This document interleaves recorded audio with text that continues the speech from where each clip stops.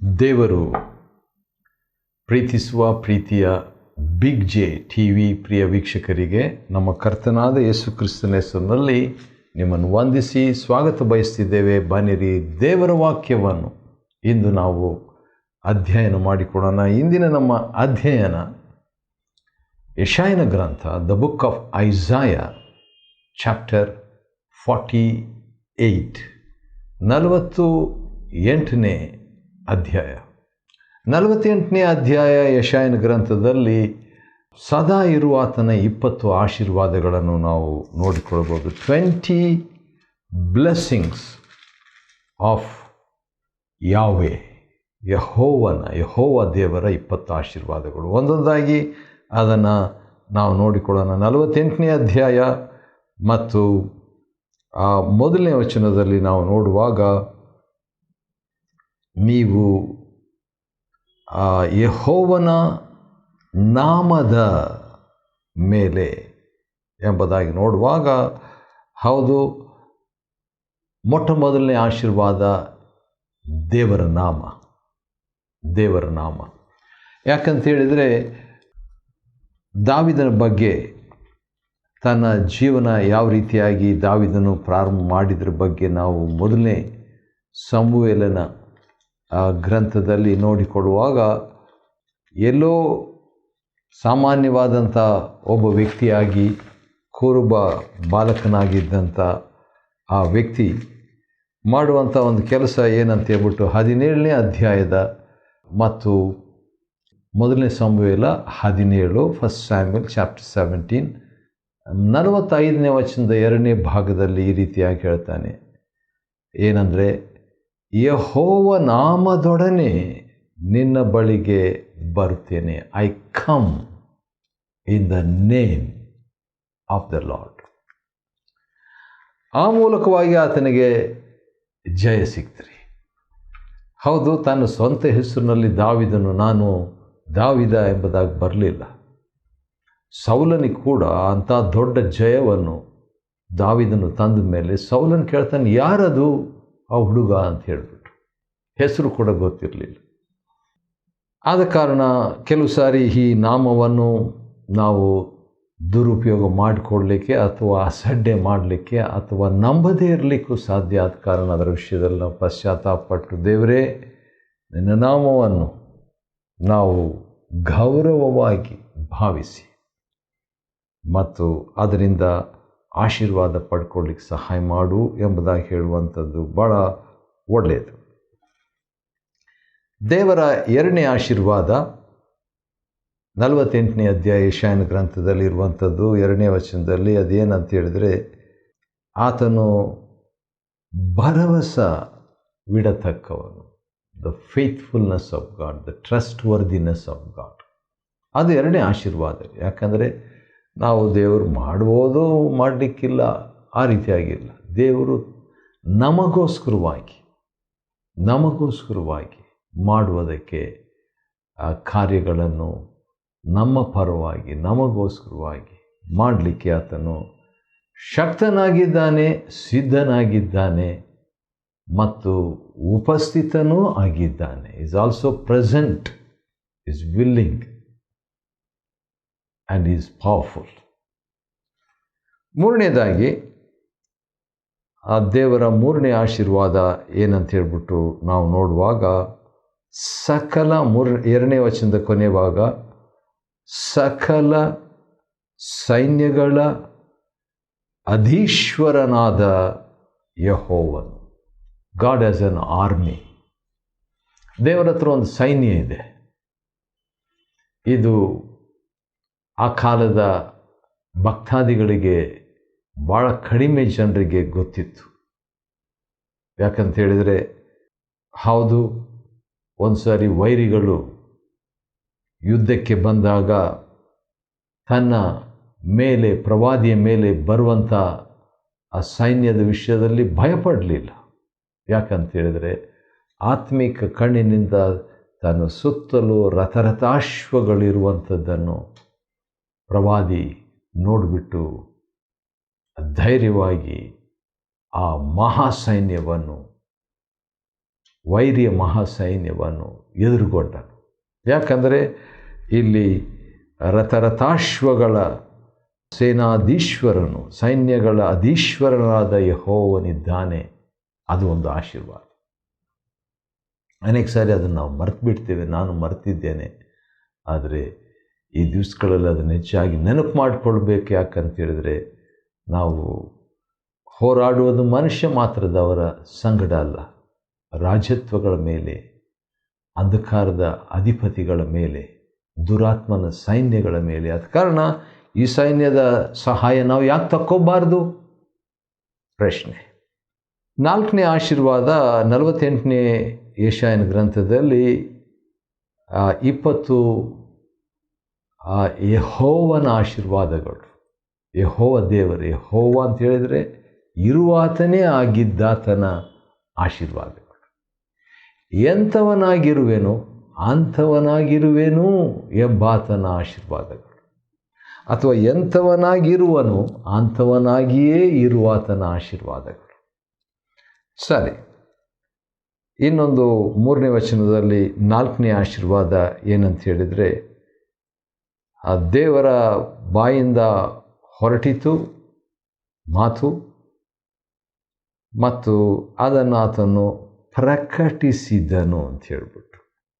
ಹಿ reveals. ಪ್ರಕಟಣೆಯು ಕೂಡ ದೇವರ ಮತ್ತೊಂದು ಆಶೀರ್ವಾದ. Revelation is another blessing of god. ಪ್ರಕಟಣೆ ಅಂತ ಹೇಳಿದ ಮೇಲೆ ಸರಳವಾಗಿ ಹೇಳ್ಬೋದು, ದೇವರ ಬಗ್ಗೆ ಪ್ರಕಟಣೆ, ದೇವರ ವಾಕ್ಯದ ಬಗ್ಗೆ ಪ್ರಕಟಣೆ, ನಮ್ಮ ಬಗ್ಗೆ ಪ್ರಕಟಣೆ, ಇತರರ ಸನ್ನಿವೇಶಗಳ ಬಗ್ಗೆ ಪ್ರಕಟಣೆ. ಇದು ನಮಗೆ ಸಿಕ್ಕಿದಾಗ, ದೇವರ ಯೋಜನೆಗಳ ಬಗ್ಗೆ ಪ್ರಕಟಣೆ ನಮಗೆ ಸಿಕ್ಕಿದಾಗ ಅದು ಆಶೀರ್ವಾದ. 5ನೇದಾಗಿ ದೇವರ ಕೀರ್ತಿ. 9ನೇ ವಚನ, ದೇವರ ಕೀರ್ತಿಯ ಆಶೀರ್ವಾದ. ಯಾಕಂತ ಹೇಳಿದರೆ ಯೆಹೂದ್ಯರು ಯಾವ ರೀತಿಯಾಗಿ ಆಶೀರ್ವಾದ ಪಡ್ಕೊಂಡ್ರು ಅಂತ ಹೇಳಿದ್ರೆ, ದೇವರಿಗೆ ಕೀರ್ತಿ, ದೇವರ ಕೀರ್ತಿಗೆ ಕಳಂಕ ಬರಬಾರ್ದು ಎಂಬ ರೀತಿಯಲ್ಲಿ ಇದ್ದಾಗ ಅದು ಅವರಿಗೆ ಆಶೀರ್ವಾದವಾಗಿ ಬಂತು. ದೇವರ ಕೀರ್ತಿಗೆ ಅವರು ಕಳಂಕ ತಂದಾಗ ಆಶೀರ್ವಾದ ಹೋಯಿತು. ಆದ ಕಾರಣ ದೇವರ ಕೀರ್ತಿಯನ್ನು ಕಾಪಾಡುವಂಥದ್ದು ಸದಾ ಆಶೀರ್ವಾದದ ನೆಲೆಯಾಗಿರುವುದಕ್ಕೆ ಆಸ್ಪದ. ಮತ್ತು ಅದೇ ರೀತಿಯಾಗಿ 10ನೇ ವಚನದಲ್ಲಿ ನೋಡುವಾಗ ದೇವರ ಮತ್ತೊಂದು ಆಶೀರ್ವಾದ ಏನಂದರೆ ದೇವರ ಪರೀಕ್ಷೆ. ದೇವರ ಪರೀಕ್ಷೆ. ನಿನ್ನನ್ನು ಶೋಧಿಸಿದ್ದೇನೆ ಎಂಬುದಾಗಿ ದೇವರು ಹೇಳಿಬಿಟ್ಟು ಸಂಕಟವೆಂಬ ಪುಟಕ್ಕೆ ಹಾಕಿ ನಿನ್ನನ್ನು ಪರೀಕ್ಷಿಸಿದ್ದೇನೆ. ಪರೀಕ್ಷೆ ಕೂಡ ಆಶೀರ್ವಾದ. ಯಾಕೆ ಆಶೀರ್ವಾದ? ಇಲ್ಲಿ ನಾವು ನೋಡುವಾಗ ಒಂದು ಬಂಗಾರವನ್ನು ಅದನ್ನು ಪುಟಕ್ಕೆ ಹಾಕಿದಾಗ ಅದರಲ್ಲಿರುವಂಥ ಅಶುದ್ಧ ತೊಲಗುತ್ತದೆ. ಒಂದು ವಾಕ್ಯ ನನಗೆ ನೆನಪಿಗೆ ಬರ್ತಿದೆ, ಯಾಕೋಬನು ಬರೆದ ಪತ್ರಿಕೆಯಲ್ಲಿ ಇರುವಂಥ ಒಂದು ವಾಕ್ಯ. ಅದು ಈಗ ನಾವು ಕೊಂಡ ವಿಷಯಕ್ಕೆ ಅದು ಅನ್ವಯವಾಗ್ತದೆ. ಏನಿದೆ ನೋಡೋಣ ಬನ್ನಿರಿ. ಯಾಕೋಬ 1ನೇ ಅಧ್ಯಾಯ ಅಲ್ಲಿ ಈ ರೀತಿಯಾಗಿ ಒಂದು ಮಾತಿದೆ, 2-3 ವಚನದಲ್ಲಿ, ನಿಮ್ಮ ನಂಬಿಕೆಗೆ ಆಗುವ ಪರಿಶೋಧನೆಯು, ಟೆಸ್ಟ್, ತಾಳ್ಮೆಯನ್ನು ಉಂಟು ಮಾಡ್ತದೆ. ತಾಳ್ಮೆಯ ಆಶೀರ್ವಾದ. ನೀವು ನಾನಾ ವಿಧವಾದ ಕಷ್ಟಗಳಲ್ಲಿ ಬಿದ್ದಿರುವಾಗ ಅದನ್ನು ಕೇವಲ ಆನಂದಕರವೆಂದು ಎಣಿಸಿದರೆ ಏನಾಗ್ತದೆ? ಆಶೀರ್ವಾದ ಆ್ಯಕ್ಟಿವೇಟ್ ಆಗ್ತದೆ. ತಾಳ್ಮೆಗಾಗಲೇ ಆಶೀರ್ವಾದವಾಗಿ ಬಂದುಬಿಟ್ಟಿದೆ. ತಾಳ್ಮೆ ಸಿದ್ಧಿಗೆ ಬರ್ತದೆ. 2ನೇ ಆಶೀರ್ವಾದ. ತಾಳ್ಮೆ ಸಿದ್ಧಿಗೆ ಬಂದಾಗ ನೀವು ಶಿಕ್ಷಿತರಾಗಿರುವ ಆಶೀರ್ವಾದ, ಸರ್ವ ಸುಗುಣವುಳ್ಳವರು, ಎಲ್ಲ ಗುಣವುಳ್ಳವರು, 4ನೇ ಆಶೀರ್ವಾದ. ಏನು ಕಡಿಮೆ ಇಲ್ಲದವರು. ವಾವ್, ದೊಡ್ಡ ಆಶೀರ್ವಾದ ಇದು. ಏನು ಕಡಿಮೆ ಇಲ್ಲದವರಾಗಿರುವಂಥದ್ದು, ಏನು ಕಡಿಮೆ ಇಲ್ಲದವರಾಗಿರುವ ಆಶೀರ್ವಾದ, ಕೊರತೆ ಇಲ್ಲದಂಥ ಆಶೀರ್ವಾದ. ಈ ಪಂಚ ಆಶೀರ್ವಾದಗಳು ಯಾವುದರಲ್ಲಿ ಪ್ಯಾಕ್ ಮಾಡಿದ್ದಾರೆ ದೇವರು ಅಂತ ಹೇಳ್ಬಿಟ್ಟು ನೋಡುವಾಗ, ಶೋಧಿಸುವುದರಲ್ಲಿ, ಪರೀಕ್ಷಿಸುವುದರಲ್ಲಿ, ಮರೆ ಮಾಡಿದ್ದಾರೆ. ಸರಿ, 11ನೇದಾಗಿ ಅಥವಾ 7ನೇದಾಗಿ 11ನೇ ವಚನದಲ್ಲಿರುವಂಥ 48ನೇ ಅಧ್ಯಾಯ ಯೆಶಾಯನ ಗ್ರಂಥ, ದೇವರ 20 ಆಶೀರ್ವಾದಗಳಲ್ಲಿ 7ನೇ ಆಶೀರ್ವಾದ ಏನಂತ ಹೇಳಿದ್ರೆ, ದೇವರು ಕೆಲವು ವಿಷಯಗಳನ್ನು ತನಗೋಸ್ಕರ ಮಾಡ್ತಾನೆ ರೀ. ವಾವ್! 11ನೇ ವಚನ, ನನಗೋಸ್ಕರವೇ ಇದನ್ನು ಮಾಡುವೆ. ದೊಡ್ಡ ಆಶೀರ್ವಾದ. ನಾವು ಕೆಲವು ಸಾರಿ ದೇವರ ಹತ್ರ ಕೇಳ್ತೀವಿ, ದೇವರೇ ನಮಗೋಸ್ಕರ ಇದನ್ನು ಮಾಡಪ್ಪ, ದೇವರೇ ನನಗೋಸ್ಕರವಾಗಿ ಇದನ್ನು ಮಾಡು, ನನ್ನ ಮಗಳಿಗೋಸ್ಕರವಾಗಿ ಇದನ್ನು ಮಾಡು ಸ್ವಾಮಿ, ನನ್ನ ಕುಟುಂಬಕ್ಕಾಗಿ ಇದನ್ನು ಮಾಡು, ನನ್ನ ಸಭೆಗಾಗಿ ಇದನ್ನು ಮಾಡು. ಒಳ್ಳೆಯದು. ಅದೆಲ್ಲ LKG ಮಟ್ಟ, LKG ಆ ಪ್ರಾರ್ಥನೆ, LKG ಸ್ಟ್ಯಾಂಡರ್ಡ್. ಯಾಕಂತೇಳಿದ್ರೆ ನನಗಾಗಿ, ನನ್ನ ಕುಟುಂಬಕ್ಕಾಗಿ, ನನ್ನ ಕೆಲಸಕ್ಕಾಗಿ, ನನ್ನ ಸಭೆಗಾಗಿ ಅನ್ನುವಂಥದ್ದು ಒಳ್ಳೆಯದೇ. ಆದರೆ LKG ಪ್ರಾರ್ಥನೆ ಯಾಕಂತ ಹೇಳಿದರೆ, ದೇವರು ಹೇಳ್ತಾರೆ ನನಗಾಗಿ ನಾನು ಮಾಡ್ತೇನೆ. ವಾವ್! ದೇವರು ಭಾಳ ದೊಡ್ಡ ಆತನ. ಹಾಗಾದರೆ ಇದು PhD ಪ್ರಾರ್ಥನೆ. ನನಗೋಸ್ಕರವೇ ಇದನ್ನು ಮಾಡುವೇನು ದೇವರೇ, ನಿನಗೋಸ್ಕರ ಇದನ್ನು ಮಾಡಪ್ಪ. ಆ ರೀತಿಯಾಗಿ ಹೇಳುವಾಗ ಅದು PhD ಪ್ರಾರ್ಥನೆ. ಸರಿ, ಮತ್ತು ನಾವು ಹಾಗೆ ಮುಂದುವರಿಯುವುದಾದರೆ ದೇವರು ಹೇಳುವಂಥ ಇನ್ನೊಂದು ಸಂಗತಿಯನ್ನು ನಾವು ನೋಡ್ತೇವೆ. ಅದೇನಂತ ಹೇಳಿದರೆ, ಆತನು ತನ್ನ ಮಹಿಮೆಗೋಸ್ಕರವಾಗಿ ಅದನ್ನು ಮಾಡ್ತೇನೆ ಎಂಬಂಥ ಮಾತು 11ನೇ ವಚನದಲ್ಲಿದೆ. ನನ್ನ ಮಹಿಮೆಯನ್ನು ಮತ್ತೊಬ್ಬನಿಗೆ ಸಲ್ಲಗೂಡಿಸೇನು. ಹಾಗಾದರೆ ತನ್ನ ಮಹಿಮೆಯನ್ನು ದೇವರು ಕ್ರಿಸ್ತನಿಗೆ ಮಾತ್ರ ಕೊಟ್ಟನು. ಯಾಕಂದರೆ ಕ್ರಿಸ್ತನ ಮುಖಾಂತರ ನಮಗೆ ಆಶೀರ್ವಾದ. ಆದರೆ ದೊಡ್ಡ ಆಶ್ಚರ್ಯ ಏನಂದರೆ 1 ಕೊರಿಂಥ 2ನೇ ಅಧ್ಯಾಯದ 7ನೇ ವಚನದಲ್ಲಿ ದೇವರು ನಮ್ಮ ಮಹಿಮೆಗಾಗಿ ಜಗದುತ್ಪತ್ತಿಗೆ ಮುಂಚಿತವಾಗಿ ನೇಮಿಸಿದ್ದಾನೆ ಎಂಬ ಮಾತು ಲಿಖಿತ ರೂಪದಲ್ಲಿ ಅಲ್ಲಿದೆ. ಸಂದೇಹ ನಿಮಗಿದ್ದರೆ ನಾನು ಓದೇ ಬಿಡ್ತೇನೆ ಆ ವಾಕ್ಯ. ಯಾಕಂತ ಹೇಳಿದ್ರೆ ಭಾಳ ಜನರು ಈ ವಾಕ್ಯ ನಂಬೋದಿಲ್ಲ, ಅಥವಾ ಪ್ರಿಂಟ್ ಮಿಸ್ಟೇಕ್ ಏನೋ ಎಂಬುದಾಗಿ ಹೇಳ್ತಾರೆ. ಹೌದು, 1 ಕೊರಿಂಥ 2ನೇ ಅಧ್ಯಾಯದ 7ನೇ ವಚನದಲ್ಲಿ ಇದುವರೆಗೆ ಗುಪ್ತವಾಗಿದ್ದ ಸತ್ಯಾರ್ಥ ಏನದು? ಅದು ಯಾವುದೆಂದರೆ, ದೇವರು ನಮ್ಮ ಮಹಿಮೆಗಾಗಿ, ಯಾರ ಮಹಿಮೆಗಾಗಿ? ನಮ್ಮ ಮಹಿಮೆಗಾಗಿ ಲೋಕೋತ್ಪತ್ತಿಗಿಂತ ಮೊದಲೇ ನೇಮಿಸಿ ಇದುವರೆಗೆ ಮರೆ ಮಾಡಿದ್ದ ಜ್ಞಾನ. 1 ಕೊರಿಂಥ 2ನೇ ಅಧ್ಯಾಯದ 7ನೇ ವಚನ. ಹೌದು, ಒಂದು ರೀತಿಯಿಂದ ದೇವರು ತನ್ನ ಮಹಿಮೆಯನ್ನು ಮತ್ತೊಬ್ಬರಿಗೆ ಸಲ್ಲಗೊಡಿಸೋದಿಲ್ಲ. ಆದರೆ ಒಳ್ಳೆ ದೇವರು ತನ್ನ ಮಹಿಮೆಯನ್ನು, ಮಹಿಮೆ ಅಂದರೆ ಏನು ಎಂಬ ಒಂದು ಪ್ರಶ್ನೆ ಬರ್ಬೋದು. ವಿಮೋಚನ ಕಾಂಡ 33ನೇ ಅಧ್ಯಾಯದ ಪ್ರಕಾರವಾಗಿ ದೇವರ ಒಳ್ಳೆತನವೇ, ಆ ಒಳ್ಳೆತನ ನಮಗೆ ಕೊಡುವುದಕ್ಕೆ ಶಕ್ತನಾಗಿದ್ದಾನೆ. ದೇವರ ಕೃಪೆ, ದೇವರ ಸತ್ಯ, ಅದು ಕೂಡ ದೇವರ ಮಹಿಮೆ. ಯೋಹಾನ 1ನೇ ಅಧ್ಯಾಯದ ಪ್ರಕಾರ ಅದನ್ನು ಕೂಡ ತನ್ನ ದೇಹಕ್ಕೆ ಭಾಗಿಯಾಗಿ ಕೊಡ್ತಾನೆ. ಶಿರಸ್ಸು ಕ್ರಿಸ್ತನು, ನಮ್ಮ ಶಿರಸ್ಸು, ನಾವು ಆತನ ದೇಹಕ್ಕೆ ಭಾಗಿ. ಇದು ರಹಸ್ಯ, ಅರ್ಥ ಮಾಡಿಕೊಳ್ಳಿಕ್ಕೆ ಕಷ್ಟ. ಮುಂದೆ ನಾವು ಸಾಗಬೇಕಾಗ್ತದೆ. ಅದೇನಂತ ಹೇಳಿದರೆ, 9ನೇ ದೇವರ ಆಶೀರ್ವಾದ ಏನಂತ ಹೇಳಿದರೆ, ದೇವರು ಹೇಳುವಂಥ ಒಂದು ಮಾತು, ನಾನೇ ಆದಿ ಅಂತ್ಯವೂ ಆಗಿದ್ದೇನೆ ಅಂತ ಹೇಳಿದರೆ, ದೇವರು ಎಲ್ಲವೂ ಆಗಿದ್ದಾನೆ, ಸಮಸ್ತವೂ ಆಗಿದ್ದಾನೆ. ಇದು 9ನೇ ದೇವರ ಆಶೀರ್ವಾದ. 10ನೇದಾಗಿ ನನ್ನ ಬಲಗೈ ಅಂತ 13ನೇ ವಚನ, 48ನೇ ಅಧ್ಯಾಯ ಯೆಶಾಯ 13ನೇ ವಚನದಲ್ಲಿ ದೇವರ ಹಸ್ತವು ದೇವರ ಆಶೀರ್ವಾದ, ದೇವರ ಹಸ್ತ, ದೇವರ ಆಶೀರ್ವಾದ. ಅನಂತರ 13ನೇ ವಚನದಲ್ಲಿ ನಾನು ಕರೆದ ಕೂಡಲೇ ದೇವರ ಕರೆಯುವಿಕೆ. ದೇವರ ಕರೆಯುವಿಕೆ ಅಂದರೆ ಸೇವೆಗೆ ಮಾತ್ರ ಅಲ್ಲ, ಭೂಮಿ ಆಕಾಶವನ್ನು ಕೂಡ ದೇವರು ಕರೀತಾನೆ, ನಕ್ಷತ್ರಗಳನ್ನು ಕೂಡ ಕರೀತಾನೆ. ಹಾಗಿರುವಾಗ ಸನ್ನಿವೇಶಗಳನ್ನು ದೇವರು ಕರೆದು ಕ್ರಮಪಡಿಸುವಂಥದ್ದು ಆಶೀರ್ವಾದ. ಮತ್ತು ದೊಡ್ಡ ಆಶೀರ್ವಾದ 14ನೇ ವಚನದಲ್ಲಿದೆ, ಯೆಶಾಯ 48. ಅದೇನಂತ ಹೇಳಿದ್ರೆ, ದೇವರು ಪ್ರೀತಿ ಪಾತ್ರನು. ದೇವರ ಪ್ರೀತಿ, ದೇವರ ಆಶೀರ್ವಾದ. ಆತನು ಪ್ರೀತಿ ಸ್ವರೂಪನಾಗಿರೋದ್ರಿಂದ ಅದೇ ಒಂದು ದೊಡ್ಡ ಆಶೀರ್ವಾದ. ಆದ ಕಾರಣ ದೇವರು ಲೋಕದ ಮೇಲೆ ಎಷ್ಟೋ ಪ್ರೀತಿಯನ್ನಿಟ್ಟು ತನ್ನ ಒಬ್ಬನೇ ಮಗನನ್ನು ಕೊಟ್ಟನು. ಯೋಹಾನ 3:16 ಅದು ಆಶೀರ್ವಾದ. ಮತ್ತು ಹಾಗೆ ನಾವು ನೋಡುವಾಗ ನಾನೇ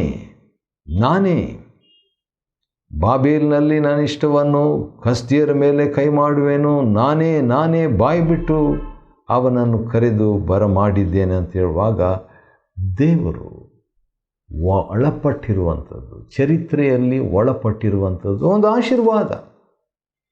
ನಮ್ಮ ಜೀವನದಲ್ಲಿ ಕೂಡ ದೇವರು ಒಳಪಟ್ಟಿರುವಂಥದ್ದು ಆಶೀರ್ವಾದವೇ ನಿಜ.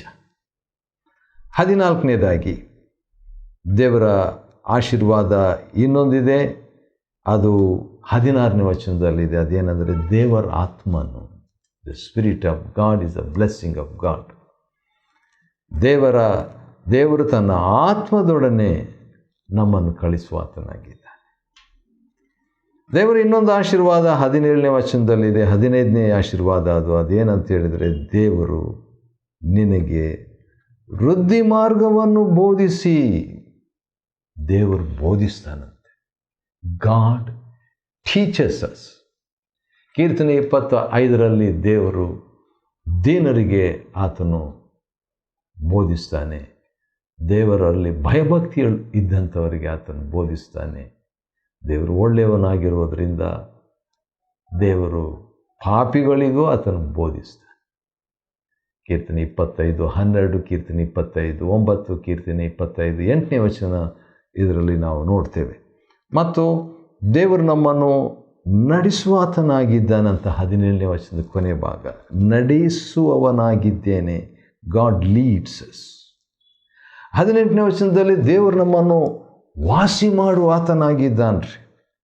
ಹೌದು, ಕ್ಷೇಮವು ಸಮುದ್ರದ ಅಲೆಗಳಂತೆ ಬರ್ತದೆ, ತಗೊಳ್ಳೋಣ ಅದನ್ನು, ಆರೋಗ್ಯವಾಗಿರೋಣ. 18ನೇದಾಗಿ ದೇವರು ನಮ್ಮನ್ನು ಹರ್ಷಧ್ವನಿ ಮಾಡ್ತಾನೆ. He makes us happy. ಹರ್ಷ ದೇವರ 18ನೇ ಆಶೀರ್ವಾದ 20ನೇ ವಚನದಲ್ಲಿದೆ. ಮತ್ತು ಅಷ್ಟೇ ಅಲ್ಲ, ದೇವರು ವಿಮೋಚಿಸಿದ್ದೇನೆ ಎಂಬುದಾಗಿ ಹೇಳ್ತಾನೆ. ಯಾಕೋಬನನ್ನು ವಿಮೋಚಿಸಿದ್ದಾನೆ ಅಂತ ಹೇಳುವಾಗ ವಿಮೋಚನೆ ಕೂಡ ದೇವರ ದೊಡ್ಡ ಆಶೀರ್ವಾದ ರೀ. 19ನೇ ಆಶೀರ್ವಾದ. ಕೊನೆಯದಾಗಿ ದೇವರ 20ನೇ ಆಶೀರ್ವಾದ ಏನಂತ ಹೇಳ್ಬಿಟ್ಟು ನೋಡುವಾಗ, ಆತನು ಒದಗಿಸುತ್ತಾನೆ. ಹೌದು, ಮರುಭೂಮಿಯಲ್ಲಿ ದೇವರು ನಡೆಸಿದಾಗ ಅವರು ದಾಹವಾಗಲಿಲ್ಲಂತೆ, ನೀರಡಿಕೆ ಆಗಲಿಲ್ಲಂತೆ. ಅವರಿಗಾಗಿ ನೀರನ್ನು ಕಲ್ಲಿನೊಳಗಿಂದ, ಕ್ರಿಸ್ತನೊಳಗಿಂದ, ಆ ಬಂಡೆ ಕ್ರಿಸ್ತನೇ. 1 ಕೊರಿಂಥ 10. ಕ್ರಿಸ್ತನ ಮುಖಾಂತರವಾಗಿ 20 ಆಶೀರ್ವಾದಗಳನ್ನು ಪಡ್ಕೊಂಡು ಆಮೇನ್ ಎಂಬುದಾಗಿ ಹೇಳುವಂತೆ ಆಗಲಿ. ಯೆಶಾಯನ ಗ್ರಂಥ 48ನೇ ಅಧ್ಯಾಯವನ್ನು ಅಧ್ಯಯನ ಮಾಡಿಕೊಳ್ಳುವಂತೆ ದೇವರು ಕೊಟ್ಟ ಕೃಪೆಗಾಗಿ ಆತನಿಗೆ ಸ್ತೋತ್ರವಾಗಲಿ. ದೇವರು ನಿಮ್ಮನ್ನು ಆಶೀರ್ವದಿಸಲಿ.